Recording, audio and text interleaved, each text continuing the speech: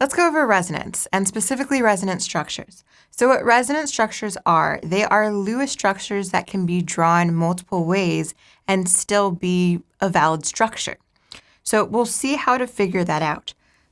Besides that, I also want to mention that the more resonance structures a molecule has, the more stable it will be. This is going to be very important to keep that in mind all throughout organic chemistry. Something else to note is that we will be talking about delocalization or delocalized electrons.